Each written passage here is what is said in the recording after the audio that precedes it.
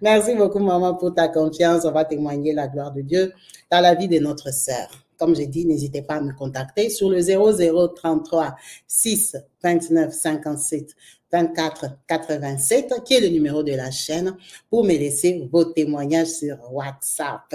Merci beaucoup à vous tous. Alors, tous les noms qui sont dans cette vidéo sont des noms d'emprunt. Ne commencez pas à chercher. Angèle est là, elle est où-même? C'est pas la Angèle ici qui a commenté. Sonny, même si YouTube, vous voulez savoir c'est qui a donné l'histoire. Ce sont les noms d'emprunt que j'ai préparés moi-même, que j'ai imaginés. J'espère que ça ne tombe pas sur quelqu'un qui est de la team. Mais Kabibi, elle a pris mon nom maintenant. Elle m'a donné le mauvais rôle. Non, non, non, c'est pas ton nom. C'est les noms des Africains qui sont dans ma tête. Voilà. Donc, on va l'appeler Maman Angèle. Maman Angèle vient témoigner et partager son histoire, son parcours. Voilà, son expérience avec Dieu. Alors, son histoire, comme vous savez, ici, nous, on commence à la source pour comprendre d'où vient la malédiction, d'où vient la bénédiction, d'où vient le problème. Alors, comme c'est une vraie, elle a commencé par ses grands-parents. Son grand-père maternel, au Tchad, hein, c'est une maman tchadienne. Au Tchad, son grand-père maternel, c'était ce qu'on appelle un ancien combattant.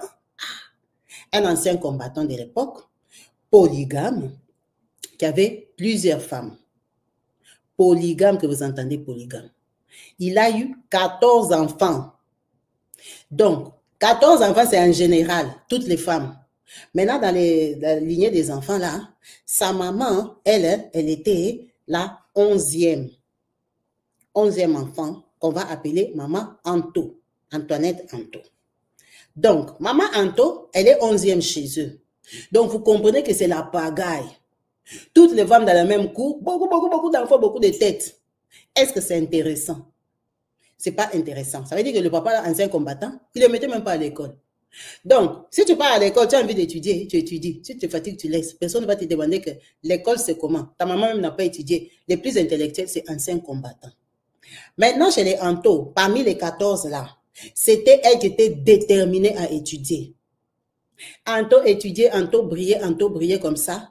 Maintenant, tellement qu'elle brillait, qu'elle était intelligente, elle était comme genre un peu spéciale. C'est tombé sur elle, malchance. On a dit que toi, tu es mûre. La façon que tu es intelligente là, c'est que tu es déjà quitte. Tu es déjà mûre pour aller au mariage. Donc, son intelligence l'a trahi. Parce qu'elle était éveillée et intelligente. Le papa là, ancien combattant, il est parti chercher son collègue militaire qui avait aussi un fils. Un fils qui faisait un peu genre aussi ça va. Son fils était jeune, hein? Son fils avait les 23-24 ans. Il commençait aussi la vie. On a pris Anto à 14 ans et demi. On a donné au garçon là qui prend en mariage. Qu'est-ce que tu peux dire, tu es au Tchad, là-bas au village? Anto est parti au village à 14 ans. Elle a mis au monde à 15 ans et demi.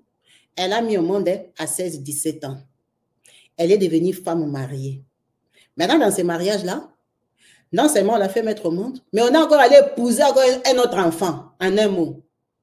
Donc, on a ramené une rivale à Anto. Tu as 17 ans, tu es encore fraîche. On te ramène encore une autre rivale de 15 ans.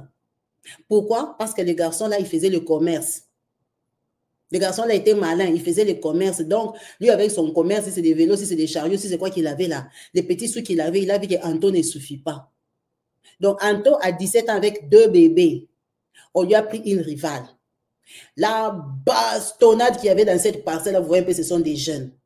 Tabassé Anto vraiment donc grave. Anto avait du caractère, elle a dit non. Si je suis seulement les mouvements ici, je vais crever. Anto est resté jusqu'à 18 ans, 19 ans. Elle a grandi. Elle a grandi dans les mariages. L'autre là, ça a commencé à coucher.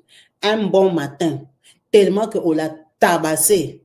Anto a fait ses clics et ses claques. Elle a poudré. Elle est partie en N'Djamena. Elle a fui le mariage. Elle a abandonné 2 enfants. Au type là parce que il est seulement comme son papa, comme des militaires. Elle a fui. Donc, elle a indigné le grand-père ancien combattant. On t'avait doté, ton enfant fait 2 enfants, elle a abandonné les mariages. Les autres ont dit c'est la jalousie de la deuxième. Les autres ont dit parce qu'elle connaît trop, elle a trop étudié. Les autres ont dit c'est les Français qui la dépassent. Anto a fui, donc porté disparu. Maintenant, Anto, comme elle connaissait que son papa est terrible, son papa est un gangster, Pour tenir face à son papa, elle est partie à l'armée. Comme ça, double patte aussi, je connais. Si vous venez jouer avec moi, je vais vous taper vraiment des doubles pattes ici, vous allez comprendre. Donc, Anto est partie s'enrôler. Elle est devenue militaire. Elle commence à travailler. Donc, militaire, elle a fait formation. Hein. Ce n'est pas militaire derrière la maison. Elle est partie à l'école militaire. Elle a fait 2 ans d'études. Quand elle sort, ça veut dire qu'elle est genre gradée. Elle a abandonné les enfants là. Donc, on commence à lui donner les postes. Et on lui a donné les postes. Maman Manto, vous, votre secteur, c'est là-bas. Vous allez terroriser N'Djamena ici. Vous allez attraper les voleurs là-bas. Tellement qu'elle a la haine. Elle ne voulait pas être militaire. Mais on lui a coupé les études. Maintenant, elle n'a pas le choix. Donc, elle travaillait trop bien. Les filles là, courageuses de l'armée. Et si tu tombes sur elle, tu es mal barré. On a pris Anto, on a commencé à l'envoyer en mission. On l'envoie en mission, on l'envoie en mission. Pas, on va l'envoyer en mission dans une autre ville qui n'est pas N'Djamena. Elle ne m'a pas donné le nom de la ville. Quand elle arrive en mission, on va taper pause là-bas, pom, pom, pom, sur Anto. Maintenant, on va aller dans la vie de monsieur, on va l'appeler Georges. Monsieur Georges, lui, il est qui? Monsieur Georges, c'est le fils d'un agriculteur. OK? Il n'est pas du même village que Anto. Rien à voir. Georges, il est né dans leur village. Il a grandi chez eux. Maintenant, son papa croyait trop en lui. Georges étudiait. Il était très intelligent. Quand Georges étudie, il a le bac. Le bac, il brille tellement qu'on lui a trouvé une bourse. Quand il trouve la bourse, ça veut dire qu'il a grandi. Il va aller étudier au Sénégal. Ah, on a dit que toi, tu es du Tchad ici, tu vas aller tomber sur une Sénégalaise là-bas, tu vas aller l'aimer. Tu vas abîmer la famille. C'est mieux, tu t'es marié. Donc, M. Georges, on lui donne une femme. Enfin, il choisit une femme. Il se marie à Madame Astrid. Quand il a la bourse, il part au Sénégal, il étudie la médecine. Quand il termine la médecine, il décide de retourner au pays. Quand il arrive au pays, il commence à travailler. Avec maman Astrid, ils ont mis au monde 2 enfants. Donc, tous les temps qu'ils sont allés au Sénégal, ils sont rentrés au pays, c'était que 2 enfants parce qu'il étudiait. Au Sénégal, là-bas, il demande encore une autre bourse pour spécialisation. Mais c'est Georges s'est accordé, c'est un médecin vraiment brillant. On accorde la bourse. Mais c'est Georges part en France, étudier la médecine. Il laisse maman Astrid enceinte. Donc, elle accouche 3 enfants. Maman Astrid, elle a sa fille aînée, Valérie, sa deuxième fille, Jeanne, et son 3e fils, on peut l'appeler Freddy. Freddy, c'est le garçon. Donc, on met au monde Freddy, papa est en France. Ça se passe très bien. Quand il revient, il devient médecin spécialiste. Donc, lui, vraiment, c'est comme ça que quand il arrive, on lui confie l'hôpital. Donc, il est vraiment médecin directeur. Et du coup, comme on était en train de créer une autre structure dans une autre ville, ce n'est pas village, c'est en province, en train d'ouvrir une autre branche de l'hôpital en province, on l'a délégué là-bas, il est parti en mission. Et c'est dans la même ville-là où sa maman, maman qui ça?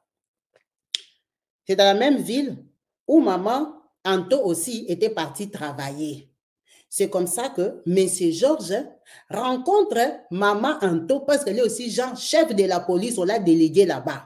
Donc lui, il est chef médecin, elle est chef de la police. Ça veut dire que quand tu arrives sur les territoires, c'est comme ça, tu dois connaître c'est qui le chef ici. Lui, il est médecin qui vient d'Europe. Il sympathise. Ah, Anto, vraiment, en dehors de la tenue, là, tu es trop mignonne. Ah, papa docteur, moi aussi, je te trouve trop mignon.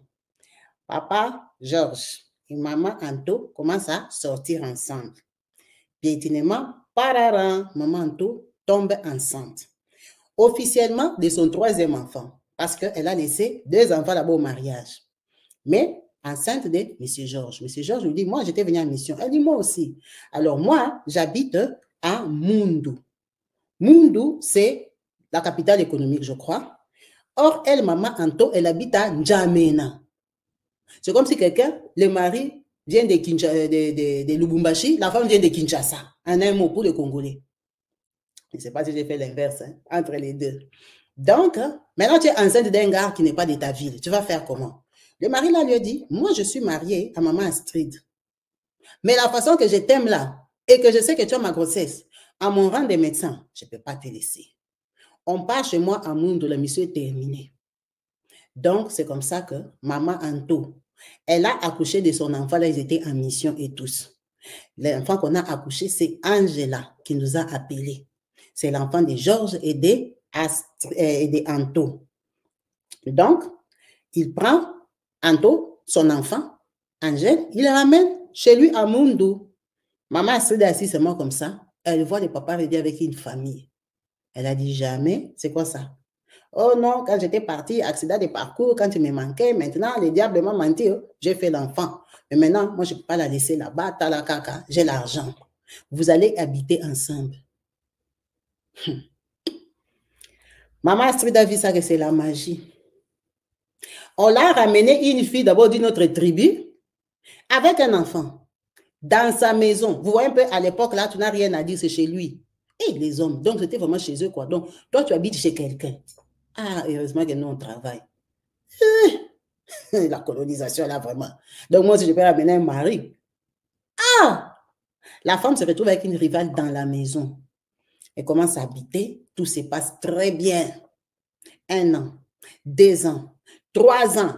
Angèle a 3 ans. Angèle doit commencer l'école. Maintenant, maman, sa maman à elle, la deuxième femme, maman Anto, elle dit à leur mari commun, Georges, que Angèle va commencer l'école. Moi, je vais chercher le boulot. Je vais redevenir militaire. Il a dit non. Comment ça? Moi, j'ai beaucoup d'argent, je suis médecin. Aucune de mes femmes ne doit travailler. Vous restez seulement à la maison, vous cuisinez. Toi, tu cuisines lundi, elle cuisine mardi. C'est quoi cette histoire? Tu as besoin d'argent? Il y a la voiture, il y a les gardiens, il y a tout. C'était un médecin directeur. Donc, chez lui, il y a les gardiens. Grande maison, villa. Mais vous tous dans la même parcelle. On a dit non, moi, je vais travailler. Tu ne vas pas travailler. Moi, je vais travailler. Imagine, on te ramène une rivale qui est militaire. Yaya, même si tu avais la guerre, tu vas la taper comment? Il va te taper double patte. Quelqu'un qui allait faire l'armée pour taper son papa. Maintenant, toi, une rivale, elle fait quoi avec toi? Donc, maman Astrid n'avait même pas toussé. Elle a seulement supporté. Le militaire qui a les baïonnettes. Tu arrives à la baïonnette dans ta maison, tu vas lui faire quoi? Donc, maintenant, la deuxième femme, maman Anto, ne s'entend plus avec son propre mari, mais c'est Georges. Parce que lui, il ne veut pas qu'elle travaille. Elle est militaire. Elle a l'esprit de l'armée. Mais le type ici, quoi? Moi, je vais aller travailler. Mais c'est Georges, il lui a dit, cache. Tu choisis entre le travail et le mariage. Si c'est le travail, tu sors de chez moi. Le mariage, l'amour est terminé. Moi, ma femme ne doit pas travailler. Elle a dit quoi? Moi, j'ai étudié 2 ans pour rien. D'ailleurs, moi, je voulais être aussi économiste dans ma vie. Maintenant, je suis militaire. Même militaire, là, je dois rester ici, laver la vaisselle. Tu as menti, j'ai choisi le travail. Si tu as travaillé, sors. Elle est sortie. Elle est sortie, elle est partie avec son enfant. Elle est rentrée à N'Djamena. Quand elle arrive à N'Djamena, là, il commence à habiter avec son enfant de 3 ans, Angela. Elle reprend l'armée. Dans l'armée là-bas, elle a le droit de faire une formation. On lui dit que non, tu peux faire une formation, elle a l'occasion de faire une formation. Elle part se former hôtesse de l'air. Elle a changé d'avis. Elle est passée des militaires à hôtesse de l'air. Donc, ils habitent là-bas jusqu'à l'âge de 7 ans, quand Angela a 7 ans. Les jours que Angela a 7 ans, son papa, M. Georges, il excelle. C'est comme ça qu'on lui dit qu'on t'a donné la mutation au Sénégal. Il doit aller au Sénégal en mutation. La mutation, non, pardon, au Cameroun, dans la ville de Bangwa. La ville de Bangwa, c'est au Cameroun. Donc, son papa, il est muté là-bas à Bangwa avec toute sa famille. On lui a donné un bon poste. Et malheureusement, à cette époque-là, c'est quand aussi il y avait commencé à avoir des troubles en N'Djamena là-bas, en ville, là-bas dans leur pays. Le pays n'était pas stable. Lui, comme il est grand médecin, il a eu l'occasion de se barrer.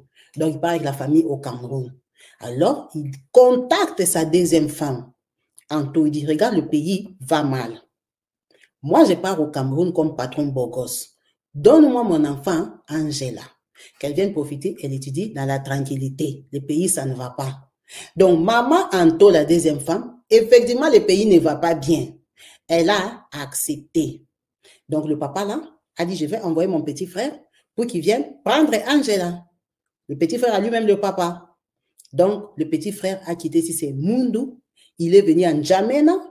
Ils ont causé avec Anto. Anto a pris la valise et tout. Elle a pris Angela à 7 ans. Elle a donné au petit frère.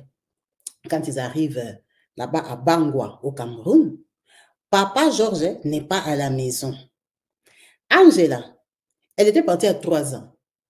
Elle ne le connaissait pas. Elle connaissait que sa maman. Un enfant de 3 ans. C'est un petit, non? De 0 à 3 ans, tu te rappelles de quoi? Elle ne le connaissait pas. Même la maman Astrid, elle ne la connaissait pas. Quand ses yeux se sont ouverts, les 4-5 ans là-bas, elle était déjà avec sa maman là-bas, à N'Djamena. Donc, elle ne les connaît pas. C'est la maman qui les connaît, mais elle ne les connaît pas. Donc, ils arrivent. C'est comme si elle voit maman Astrid pour la première fois, que maintenant, c'est une maman. Ah, bonjour ma fille. On la reçoit, on lui a donné le Fanta. Elle se souvient. On lui a donné les Fanta, on a reçu l'oncle, on lui a donné la bière, le voyage, ça a été, nous nous sommes installés ici, Dieu fait grâce et tout. Ses sœurs et frères sont partis à l'école, papa aussi est au travail. Ah, le beau-frère a dit que moi, comme le grand avait dit que je l'amène, je l'ai amené, moi je ne peux pas rester ici toute la journée parce que je vais repartir. Où il avait ses courses, il devait faire quoi au Cameroun là-bas, il devait partir le même jour. Donc, il va aller voir son frère au bureau. Prendre l'enveloppe, non? Il va aller voir son frère au bureau. Vous voyez un peu un grand médecin, il rentre chez lui quand il veut. Ok, il n'y a pas de souci. Elle dit, Marc Bibi, quand mon oncle est sorti, le gardien l'a fermé seulement la rue comme ça. Boum! Elle a donké. Elle a vu que l'oncle l'a fait. Elle a dit, dépose-moi le Fanta là tout de suite. Ah! Donc le Fanta, heureusement, il restait un peu comme ça. Au lieu de déposer la bouteille, elle a posé la bouteille. Ramasse ton sac, va là-bas. Va poser le sac dans la chambre où je te vais montrer. Quand elle a terminé, on lui a dit de mettre les sandales. Viens ici. Va laver la vaisselle. Elle a dit, si la maman avait gardé la vaisselle du matin pour que je vienne laver où? J'avais 7 ans. Je venais de chez ma mère, femme seule. Est-ce que moi, je savais laver la vaisselle? Je ne savais même pas tenir les trucs là, comment on lave la vaisselle. Sa torture a commencé seulement le même jour. Donc, dès que l'oncle là, s'il avait même oublié les stylos. S'il revenait 30 minutes après, il me trouvait en train de faire déjà la vaisselle. Et maintenant, je ne savais pas faire la vaisselle. À la tête. Parce que tu es petit, non, tu as 7 ans. On te pousse comme ça vers les vieux. Fais bien la vaisselle. C'est comme ça qu'on lave. Elle était très étonnée. Le papa, là même, elle ne le connaît pas. Parce qu'elle a 7 ans. Et il la connaît, ce sont des adultes, mais elle ne se souvient même pas du papa. Dans sa tête ressemble à quoi? Ouais.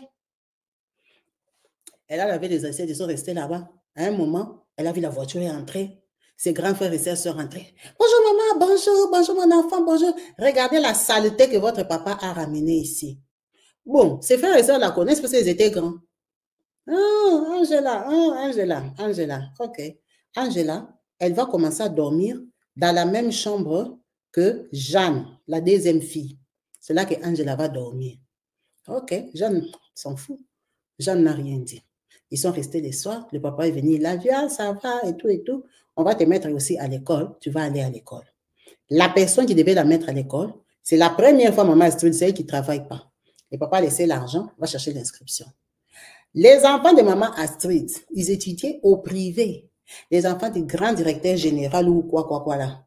Elle, on est parti de chercher l'école à l'État. L'école de l'État.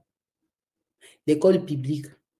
On est parti l'inscrire là-bas. Maintenant, elle ne savait pas que c'est des écoles différentes.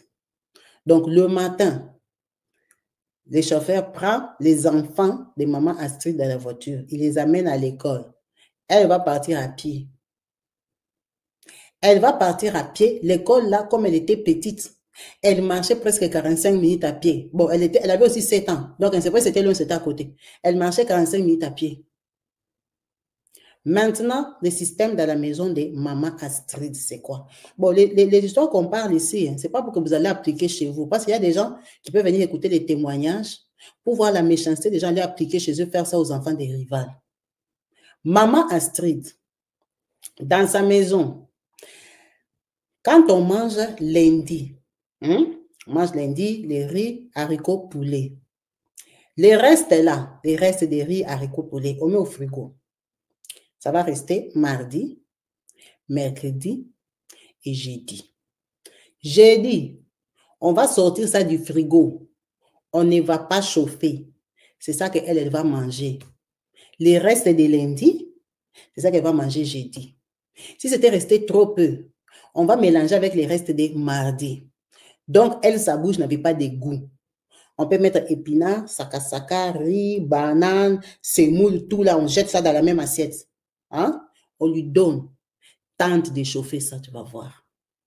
Ça, c'est à 7 ans. C'est à 7 ans. Ça, c'est même la nourriture fraîche. Manger quand même, elle mangeait la nourriture froide. Maintenant, petit-déj. On va acheter les pains, les baguettes. Ces enfants vont manger, bérer les pains et tout ça. Les petits morceaux de pain qui vont rester là. On va garder les pains de lundi. Quand ça devient dur, ça fait comme ça. C'est ce qu'on va lui donner mercredi. Sans thé, sans beurre, sans rien. Si tu ne veux pas, tu laisses. Est-ce que tu ne vas pas manger du pain? C'est du pain ou pas? Le pain de lundi, qui a séché, on te donne ça mercredi, c'est plus du pain. Donc, tu ne peux pas dire qu'on ne te donne pas du pain. Donc, elle mangeait les pains là. Ça peut te casser les dents. C'est ça les pains qu'on lui donnait. Les restes des pains de lundi, tu vas manger ça vers mercredi, jeudi.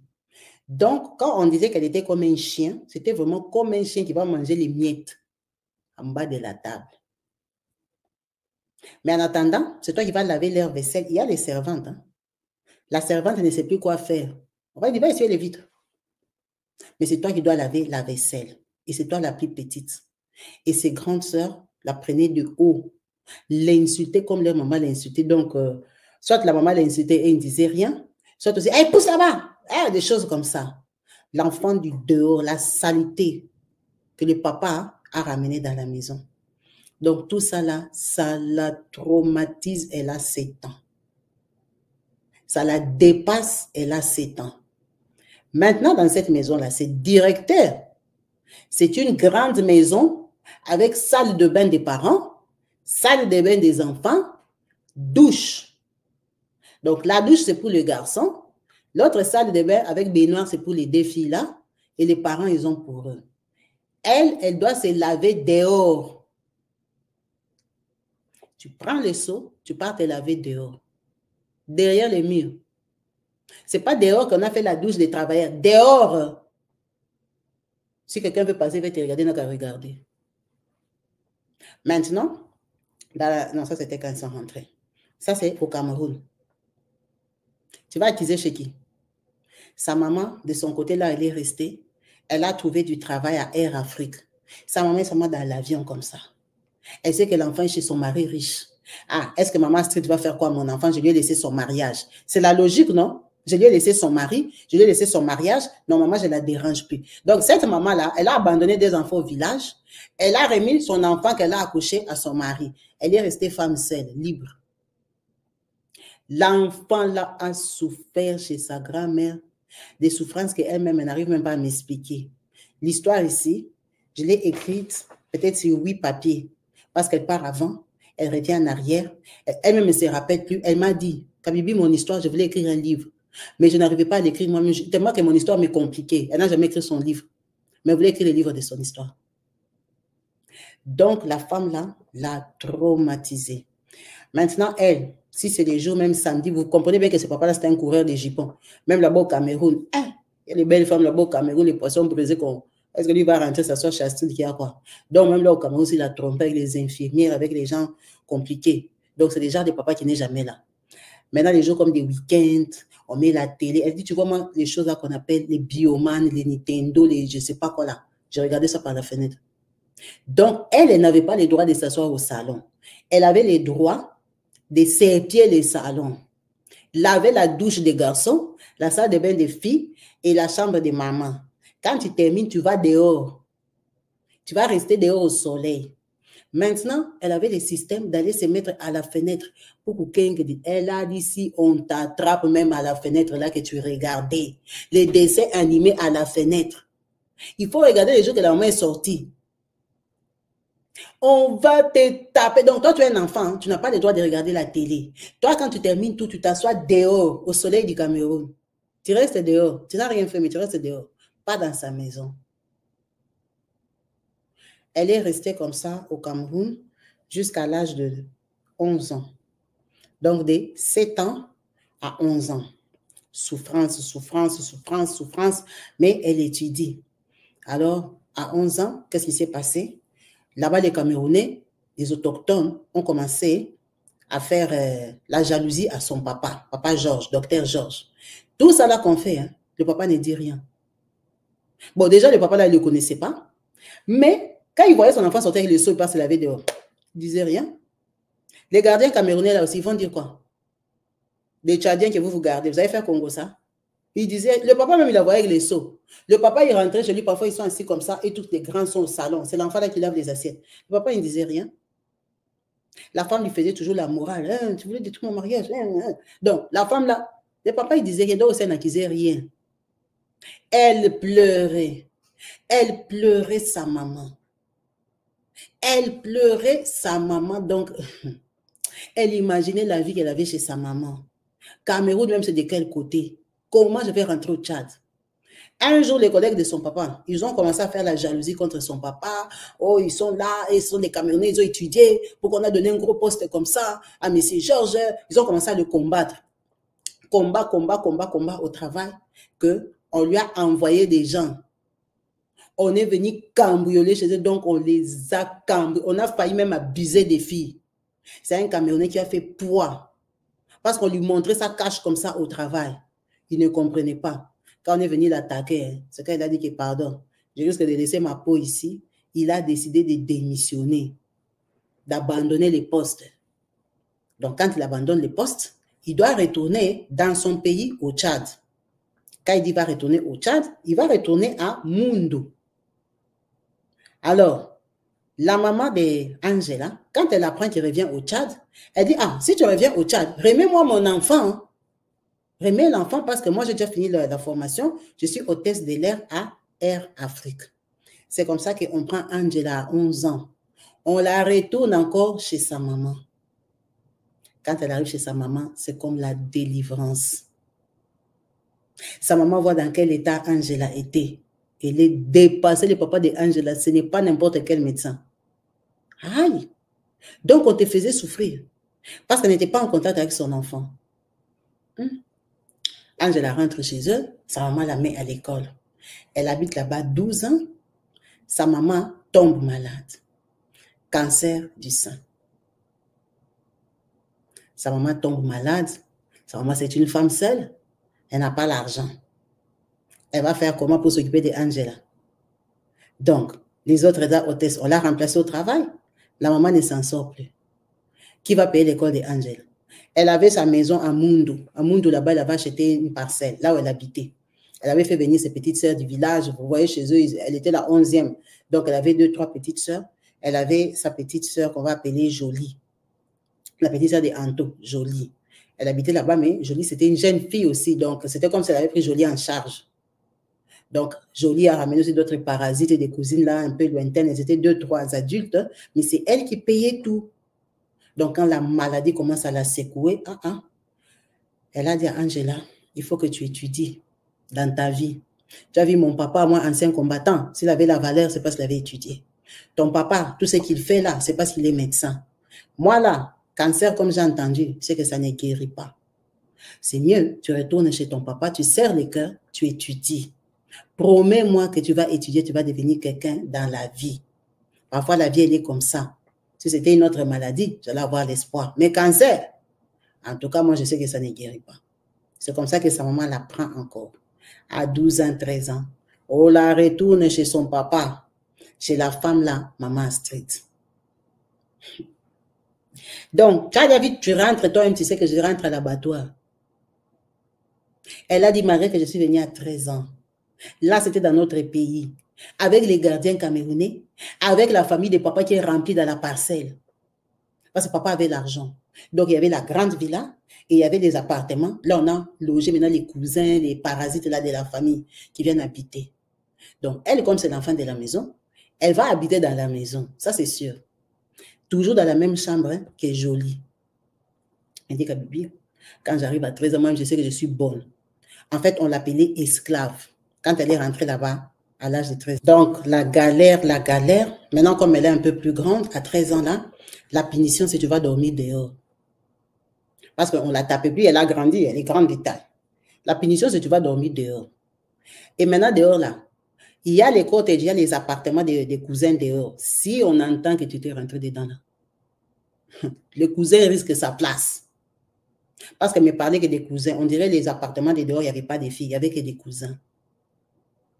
La punition de si tu as marché doucement, tu es arrivé de l'école en retard, tu vas rester en dehors de la grille, sur la route. Elle dit, tu vois, moi, on m'est chassé.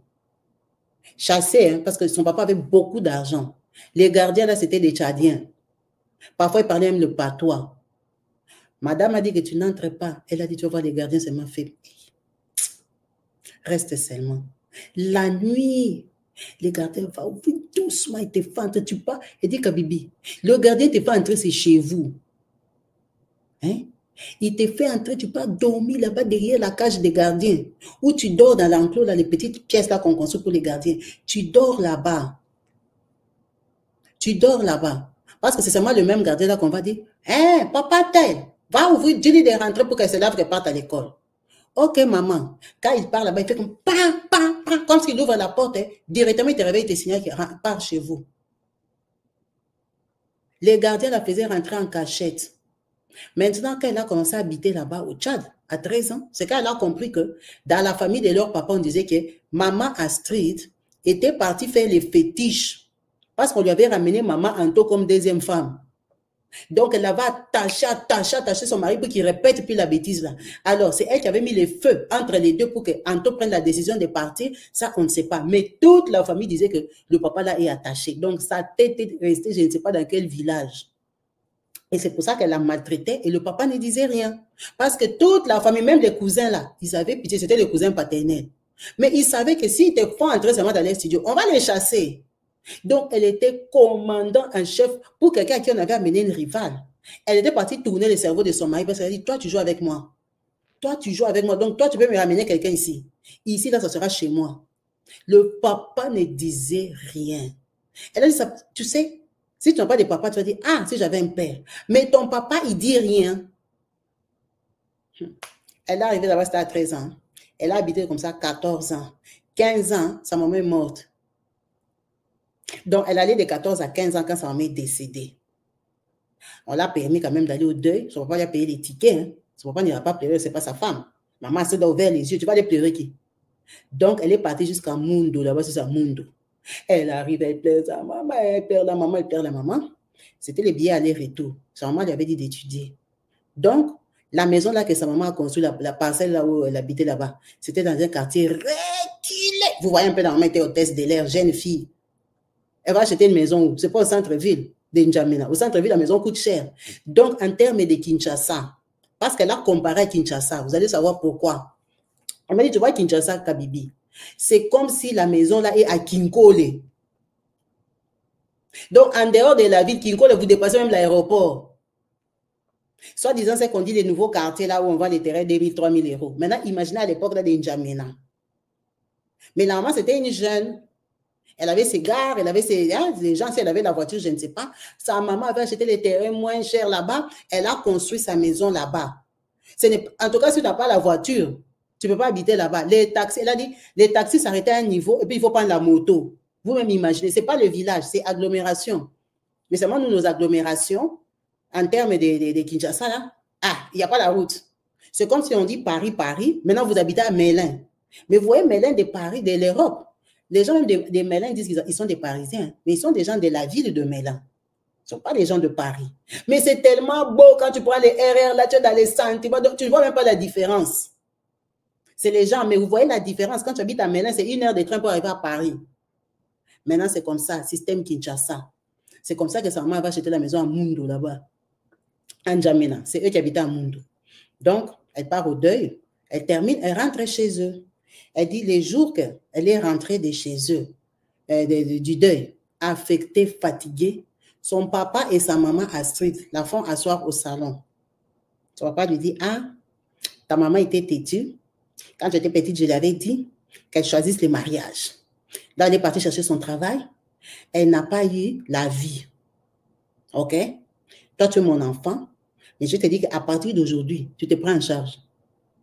Elle dit, je ne sais même pas pourquoi il m'avait payé les billets aller-retour.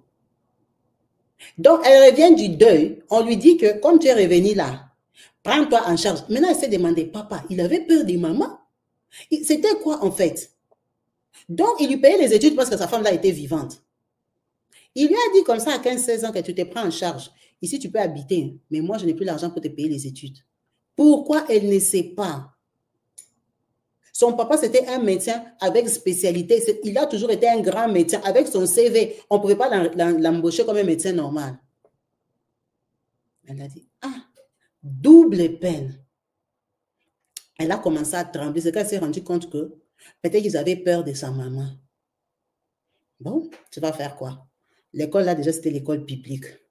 Elle a dit qu'elle moi, à 16 ans, là, sa maman est morte avec 15 ans et demi, 16 ans. Tellement j'ai souffert. Tellement maintenant la maltraitance a dépassé. Tellement que sur 30 jours, tu peux dormir 14 jours dehors. Dehors, sous la route. Normalement, tu dois dormir sous la route, mais c'est les gardiens qui la faisaient rentrer. Elle a dit, j'ai eu les systèmes de quand on me chasse. Parce que les gardiens aussi dorment dehors, non? Est-ce que les gardiens lui font la chambre avec la couverture qui dort? Les gardiens, c'est une petite pièce pour qu'ils contrôlent les voleurs. Donc, parfois, ils mettent des cartons ou des petits matelas pour s'allonger un petit coup. Elle a dit, moi, j'ai commencé à dormir chez mes amis. Maintenant, tu vois, les Tchadiens, il y avait déjà eu la guerre qui était passée et tout. Les gens sont méfiants. C'est quoi cet enfant? Votre ami, c'est l'enfant des pauvres. Pourquoi il vient dormir ici? Des choses comme ça. Donc, les parents étaient susceptibles. Donc, ce n'est pas tous les jours. Tu peux aussi aller caler chez tes amis. Elle a dit, moi, je n'ai pas eu la chance que la maman d'une amie a dit que je viens habiter ou quoi. Je pars, je dors. Je reviens chez nous. On me tape, on me maltraite. Elle a dit, Yaya, à 16 ans, un jour, je marche sur la route comme ça, une voiture. Bon tonton. Le tonton là s'arrête. Bonjour. Elle dit, tu vois des papas pédophiles là. Il m'a arrêté sur la route. J'ai regardé. J'ai dit, hé. Si je ne dis pas non là, c'est qu'on m'a pas bonne ou elle. Elle est entrée dans la voiture. Oh, tu pars où? Tu t'appelles comment? Angela? Elle a dit, je suis l'enfant. Elle a dit, moi, j'en ai pas honte. Hein. Je disais que je suis l'enfant du docteur Georges. Les gens vont dire, docteur Georges de la ville. Ah bon? Donc, parfois, même les gens ont les freins que, oh, c'est l'enfant des riches. Comment l'enfant des riches, il monte dans ma voiture comme ça avec facilité? Donc, les gens disaient parfois que j'ai menté, mais j'étais son enfant. Quand je t'ai dit, tu verras que je lui ressemble. Elle a dit qu'à Bibi, comme vous témoignez, on va vous dire que Dieu envoie les anges. Elle dit, tu vois le papa là, mon copain. Le papa là m'a pris à 16 ans, 17 ans, 18 ans, 19 ans. Hein? 4 ans sans piétiner. Elle ne connaissait pas les garçons. Le papa là, c'était son copain. Elle n'a jamais compris comment ils n'ont pas piétiné avec le papa là. Elle avait dit, moi, je ne connais pas les garçons. Le papa là lui donnait l'argent. Pas beaucoup d'argent, hein? Pas les $1000. Non. Il donnait seulement l'argent qu'on donne aux petits-enfants. Des $20, 30 €. Donc, il lui donnait assez pour payer l'école, pour quand même prendre les bus, parce qu'elle a grandi, elle est fatiguée de marcher à pied, pour manger quand même une crème sur la route, pour aller manger au restaurant des mères là qui cuisinent. Vous voyez les mamans là qui cuisinent sous la tente là, manger du riz, les indomies là. Le papa là l'a supporté maman de 16 ans à 19 ans. Maintenant, elle a dit, imagine, quand je l'ai rencontré, quand maman est décédée, on a dit, on ne va pas me prendre en charge, j'avais coupé l'école. Donc, à 17 ans, je suis rentrée dans les classes inférieures. Hein? Déjà, j'étais traumatisée. J'ai répété d'autres classes. Donc, à 19 ans, elle n'avait pas de bac. Le papa là s'est fatigué. L'amour est terminé. Où il a attendu jusqu'à ce qu'elle soit majeure pour piétiner. Elle aussi, elle a refusé. Le papa là s'est barré. Mais ça, c'est pour vous dire que quand même, elle avait quelqu'un qui lui achetait les serviettes hygiéniques. Elle avait quelqu'un qui lui payait les bus. Ça, c'est la maltraitance continue. Maintenant, ça, c'est côté pour comprendre comment elle vivait. Maintenant, quand elle avait 17 ans, sa grande sœur aînée, Valérie, la fille de maman Astrid, elle avait déjà eu les bacs. On a pris à Valérie, on l'a envoyée en France pour aller faire les études de médecine. Papa lui a trouvé la bourse. Donc, ils sont restés à 2. Quand elle a eu, je crois, 17 ans, la deuxième, comment elle s'appelle? Jeanne, elle a terminé aussi. On l'a envoyée en Russie pour aller faire des études de pharmacie, pour qu'elle soit pharmacienne. Parce que leur papa, vous voyez, il a fait des grandes études. Ces filles étaient intelligentes. Chez nous, mes soeurs, même moi-même, on était intelligents. On les a envoyées en Russie. Maintenant, elle dormait dans la même chambre que Jeanne. Les jours où on est parti de ça à l'aéroport, Jeanne, au revoir, au revoir. Bisous, ma fille. Maman Astrid est rentrée. Elle a appelé les gardiens. Venez, videz-moi la chambre. On a vidé la chambre. On a enlevé les lits, les matelas, la garde-robe, tout. Tu fais, oh, la chambre te répond. Terrain vide. C'est devenu sa chambre sans rien. Maman, quand on a vidé même son lit. Elle a dit, tu vois, moi, j'ai dormi dans la maison de mon papa sur des cartons. Elle dit, tu sais, maintenant, quand je suis grande, je me demande, la femme a trouvé ses idées où? J'étais pas mineure. J'avais 16, 17 ans. On a vidé la chambre. Oh, moi, je ne comprenais pas quand j'ai vu ce moment, on a comme ça sorti les lits et tout ça. La femme me dit, fais quoi? Elle veut me chasser, que je peux t'habiter dehors ou comment? On a vidé la chambre, puis c'est fini. Maintenant, elle a dit que j'achète les matelas. Elle a dit, j'ai dormi sur les cartons. Tu vois, comme les sentinelles dorment parfois sur les cartons et tout ça, j'ai dormi. Elle a dit, ça m'a découragée. Elle a dit, Camille, tu vas réussir à l'école comment? Comment tu vas réussir? Les coups battus, les dos me faisaient mal. Donc, j'ai dormi par terre comme si je suis éprouvée dans la maison de mon papa. Après avoir travaillé, fait tout ce qu'un chien peut faire, comme elle était les chiens. Donc, la vie évolue. Comme je vous ai expliqué, elle a vivoté, vivoté, vivoté comme ça. Vous-même, vous comprenez. Jeté tous les malheurs que vous voulez dedans. Un jour, c'était à... C'était comment? Non, ça, c'est notre partie. Donc, elle a échoué. Le papa l'a abandonné à 19 ans. Alors, à 19 ans, là, elle ne fait plus rien de sa vie. Elle traîne seulement là-bas chez eux. Elle est perdue, hyper traumatisée. Elle part aimer un garçon à l'âge de 20 ans. Premier garçon, copain, boyfriend, sugar baby. Quand elle part aimer son copain, là, on peut l'appeler Marc. Marc la drague. Elle dit à Marc, elle ne connaît pas les garçons. Marc prend seulement comme ça. Il part payer la chambre de l'hôtel. Il part la piétiner. Il a dit, c'est ça que le papa a voulu me faire. Donc, Marc devient comme un petit copain sauveteur. Elle sort seulement comme ça avec Marc 2 mois après. Elle est enceinte.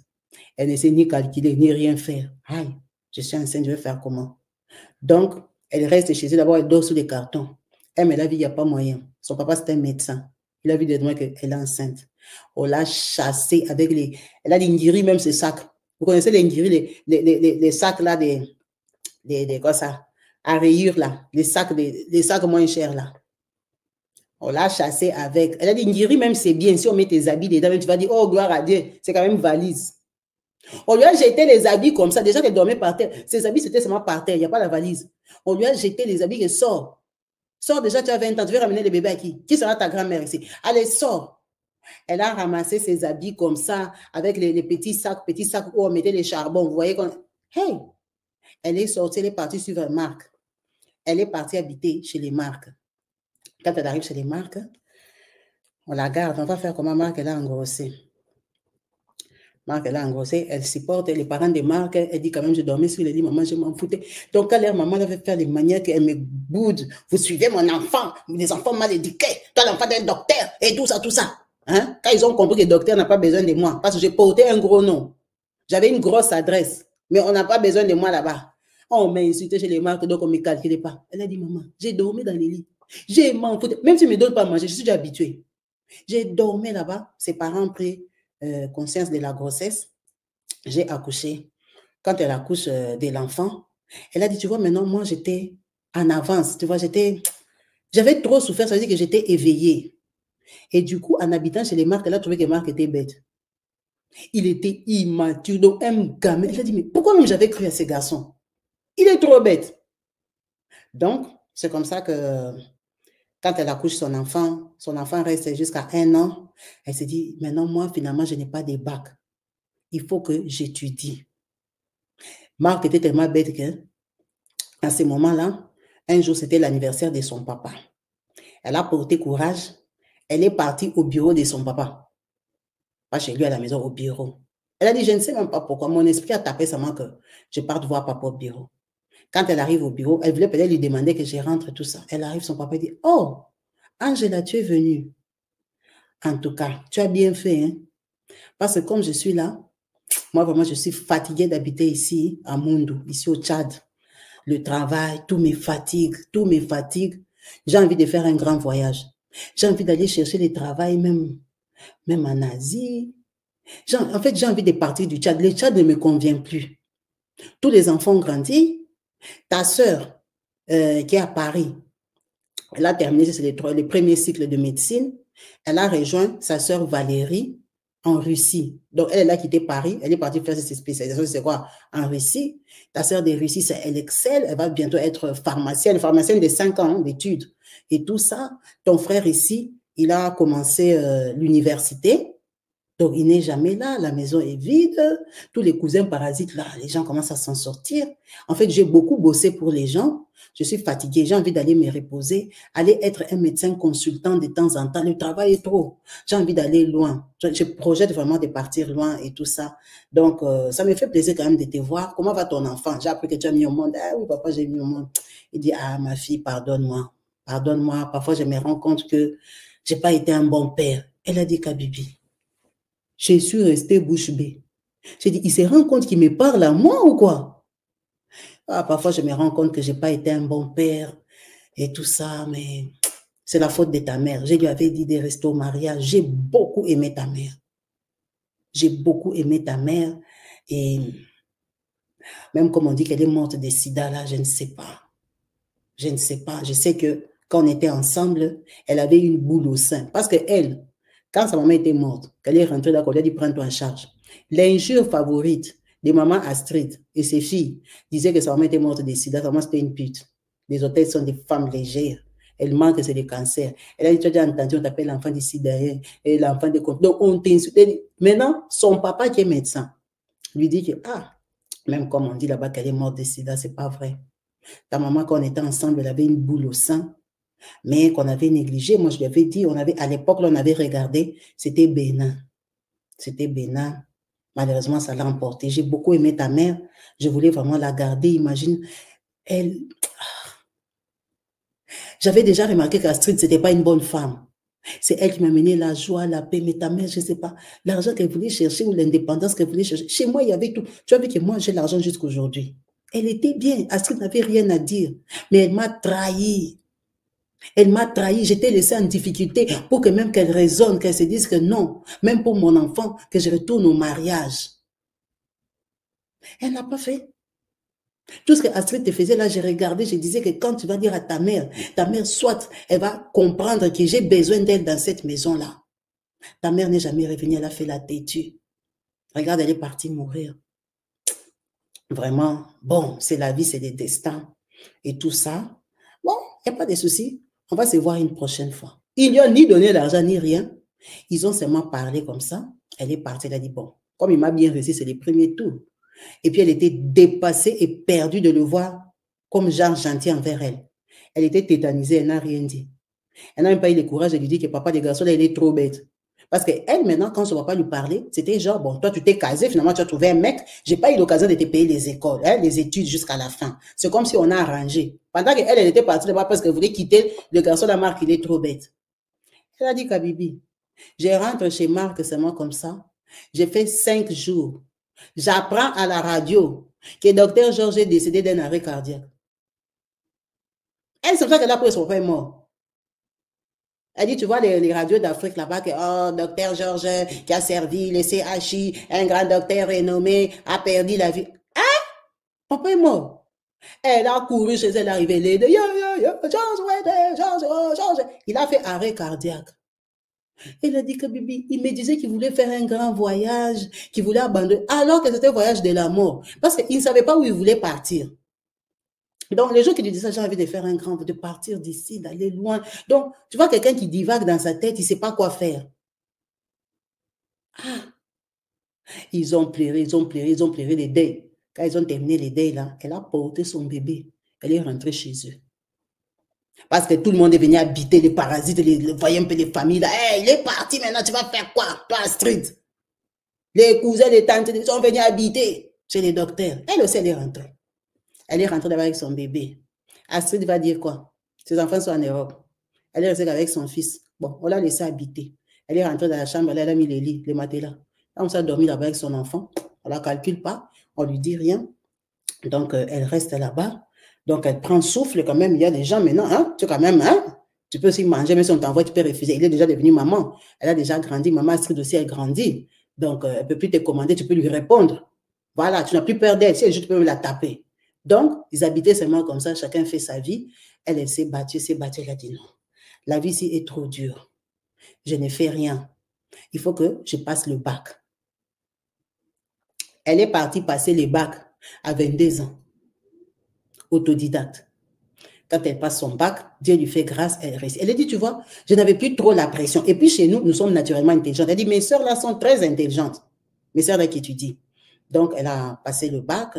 Quand elle a maintenant le bac, vous voyez qu'elle se débrouille, elle va en biscuit, elle va en bonbon, elle fait tout, elle a petit copain, elle n'a pas copain. Donc, vous-même prenez seulement la vie d'une jeune fille.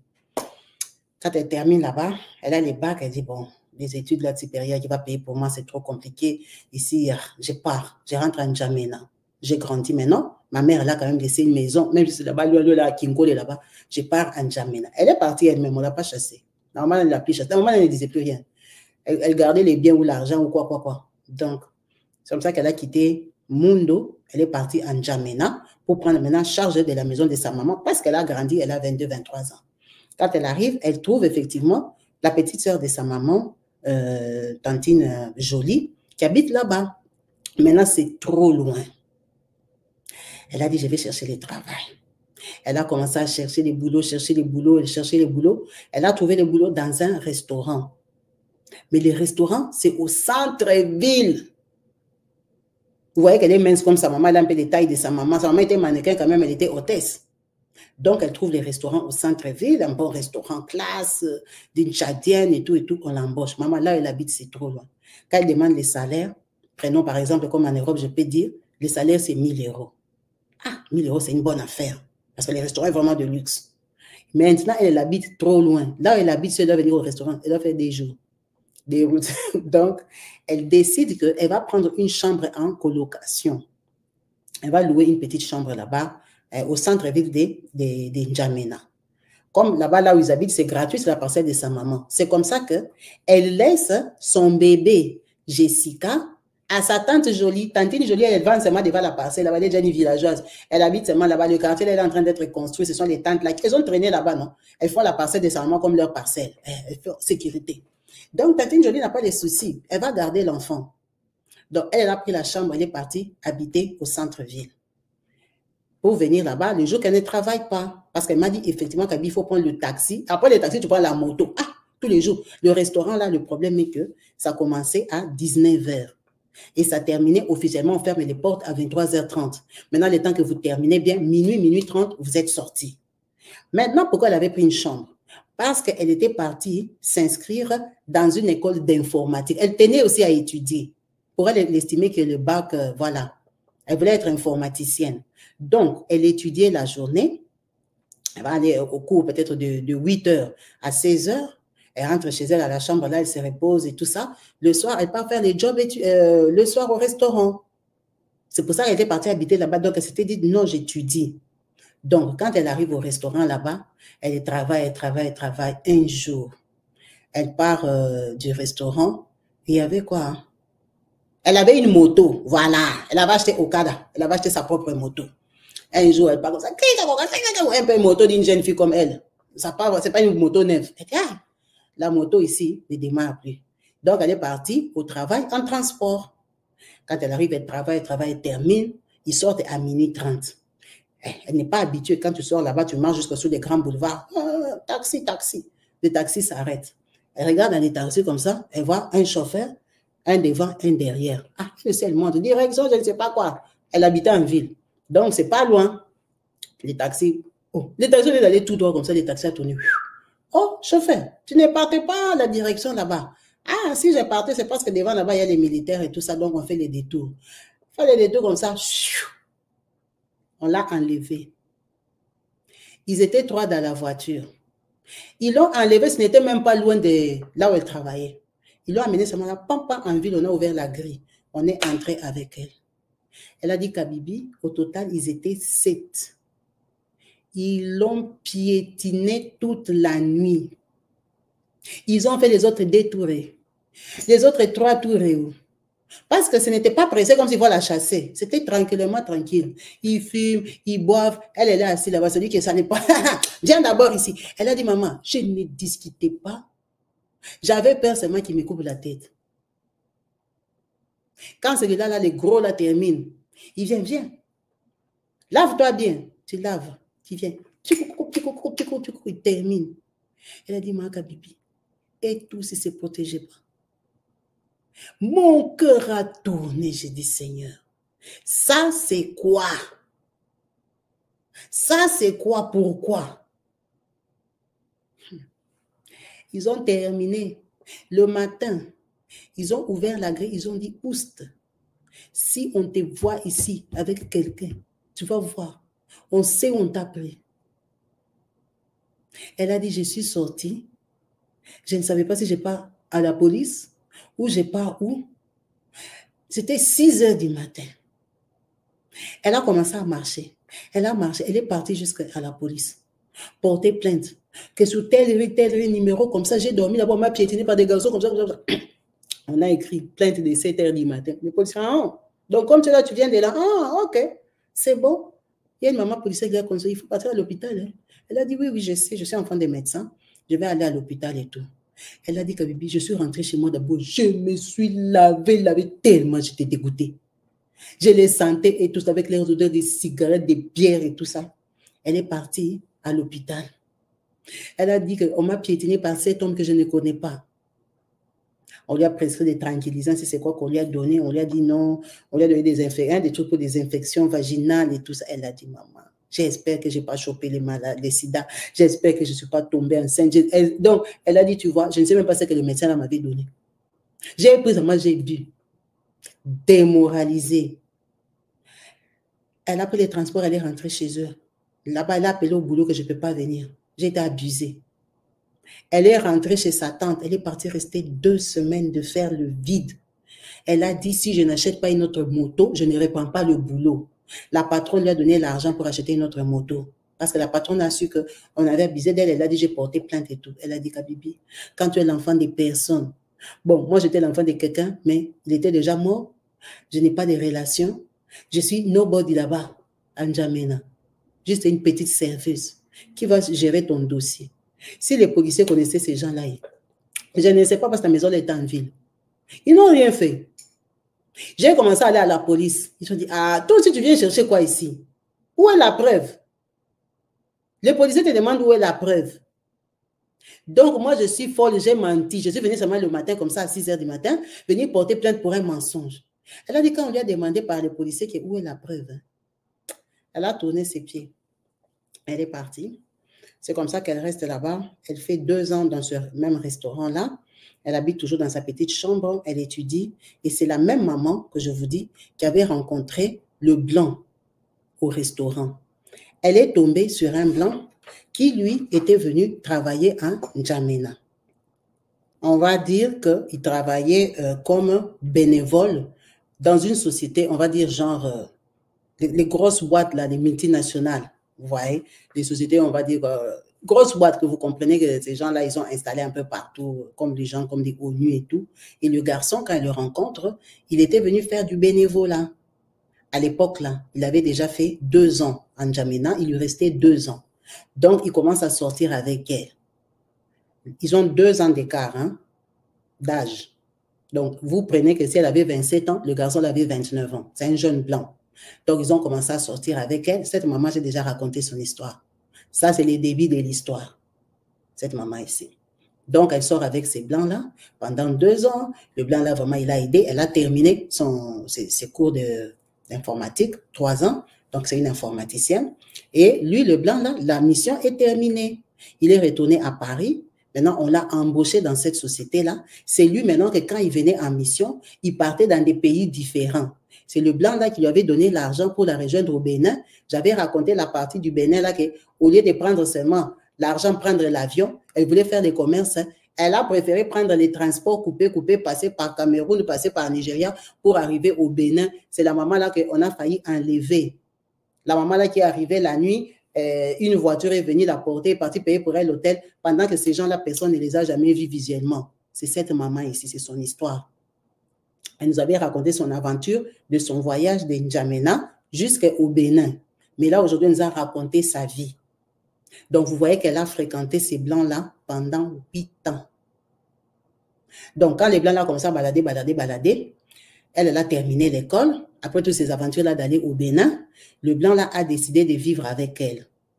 Il a pris elle et son enfant. Ils sont partis en mission à Kinshasa. Elle a habité 2 ans à Kinshasa. Elle connaît très bien Kinshasa. C'est pour ça qu'elle-même, elle avait comparé la distance, que c'est comme la capitale, Kinshasa, la ville de Kinshasa, et Kinkole. Vous savez que les Blancs partent jouer là-bas sur l'eau et tout ça. Il y a des beaux coins là-bas. C'est pour ça qu'elle a comparé comme ça.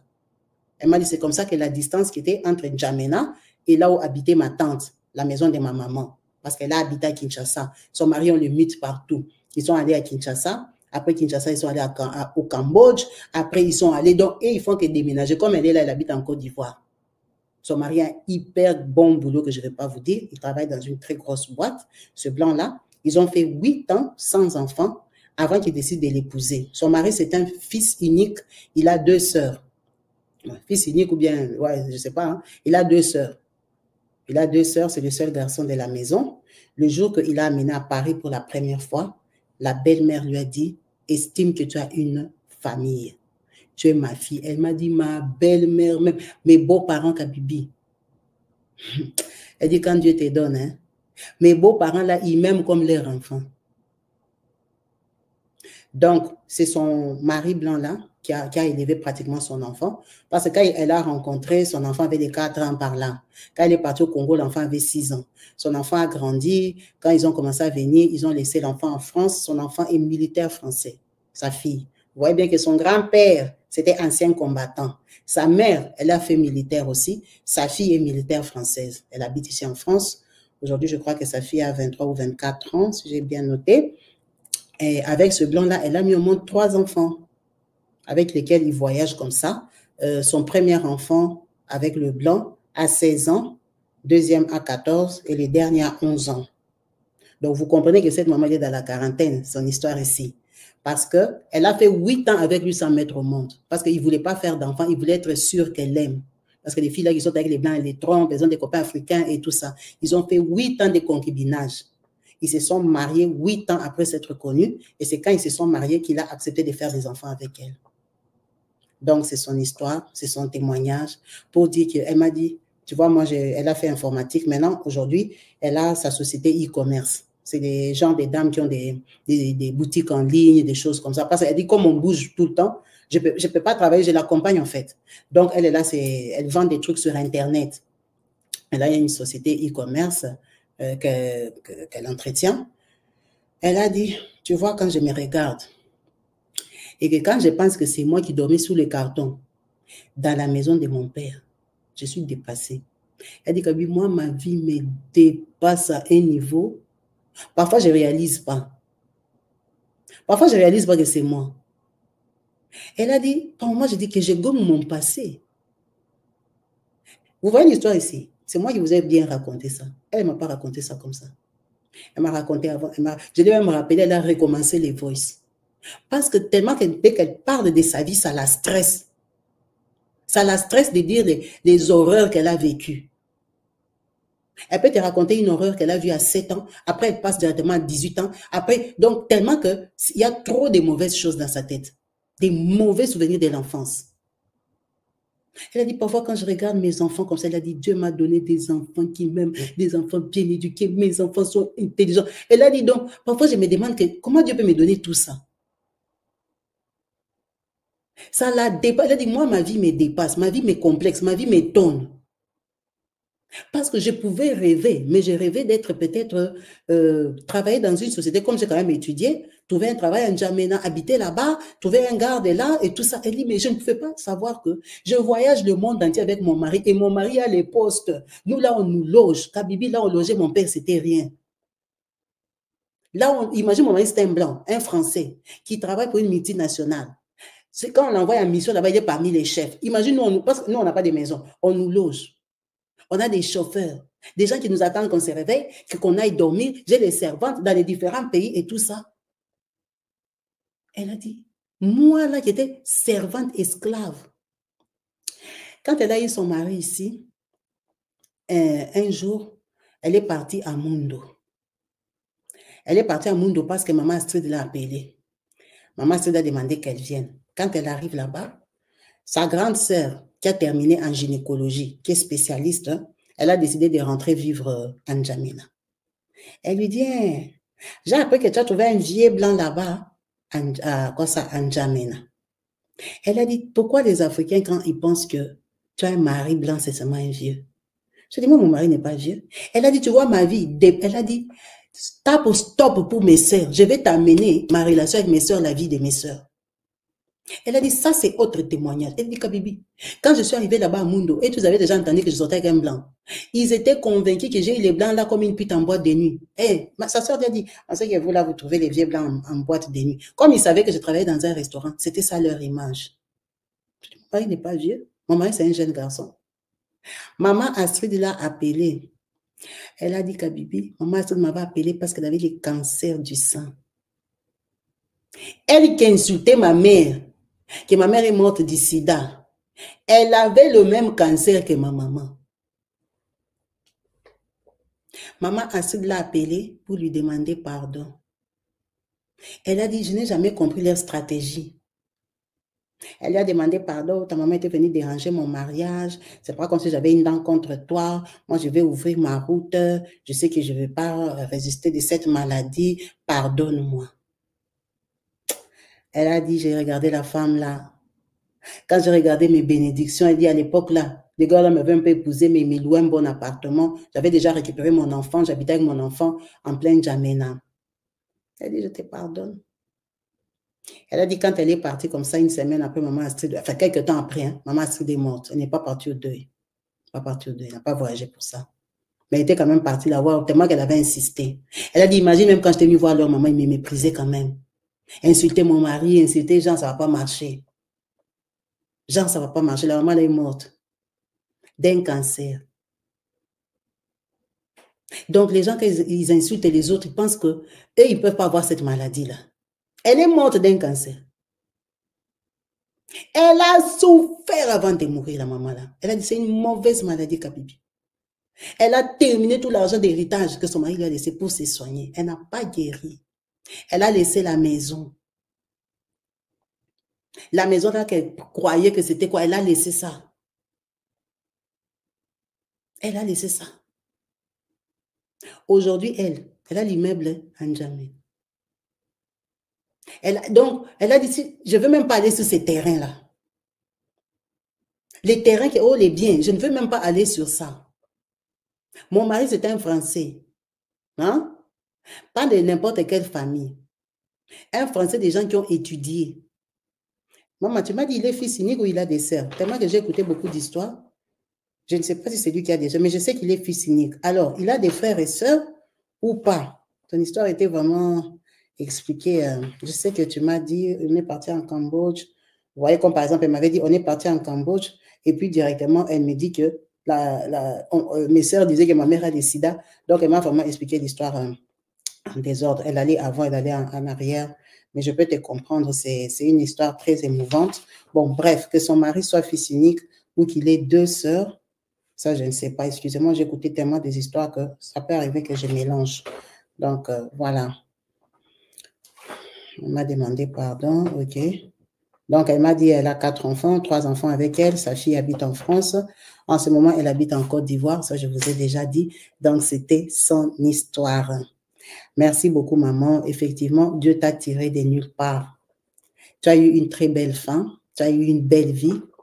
Et Dieu a séché tes larmes. Je crois que c'est depuis l'âge de 22 ans, quand tu es venu quand même habiter en N'Djamena. Bon, même si on avait abusé de toi, mais l'abus là ne t'a pas infecté, ne t'a pas donné d'enfant, voilà. C'était seulement pour te torturer moralement. Ça n'a pas été facile parce que jusqu'aujourd'hui, quand tu en parles, tu es vraiment sous émotion. C'est pour ça que tu as dit que tu n'as même pas su écrire ton propre livre parce que tu as beaucoup d'émotions en toi. Et je souhaite que cette histoire ne continue pas à te traumatiser parce que tu dois passer à autre chose. Tu dois penser à ta vie que tu as aujourd'hui. Tu as une très belle vie. Tu as une très belle vie, donc accroche-toi à ta vie d'aujourd'hui, aux bienfaits que tu vis aujourd'hui. Si tu peux, comme tu m'as dit, gommer ton passé, c'est même mieux. Gomme ton passé. Gomme tout ce que tu as vu. Regarde ta vie à partir de quand tu as rencontré ton mari. Le reste est là. Si c'est pour que ça te mette dans les émotions, comme ça, ne pense plus à ça. Accroche-toi au Seigneur comme tu pries là. Il t'a fait vraiment du bien. C'est vraiment le Dieu des orphelins. Il s'est souvenu de toi. Sur cette terre ici, chacun a atterri où il a atterri. Personne n'a choisi d'être enfant des premières femmes, deuxième femme, enfant des copines du dehors, rien. Quand on sort, on ne sait pas où on est sorti. Toi, c'était ta part. Tu as subi ce que tu as subi. Dieu merci, tu as quand même fait des études. Mais tu as une vie de haut standing plus que la maman là. Parce qu'en termes d'argent, ton mari gagne beaucoup plus d'argent que ton papa qui était médecin directeur. En tout cas, Dieu t'a béni. Il a fait la différence. Il a montré qu'il est tout-puissant et on le glorifie pour ça. Merci beaucoup à vous tous. Vous voyez, j'ai raconté l'histoire sans faire de pause. J'ai pas fait deux parties, hein. Donc, l'histoire, elle est terminée. On glorifie Dieu pour ça. Donc, n'hésitez pas à partager, à liker, à encourager, à laisser vos commentaires d'amour, de soutien moral et tout ça à notre maman qui a pris le courage, elle, de témoigner, de partager son histoire vraie. Merci à vous tous d'avoir suivi cette vidéo jusqu'à la fin, en espérant vous retrouver branchés, connectés très prochainement sur ma chaîne YouTube Kabibi Show Gag Témoignage. On va rappeler le pasteur Amadou pour qu'il nous conduise dans la prière de fin et on se retrouve à demain. Peace and love chez vous. À la prochaine. Bye.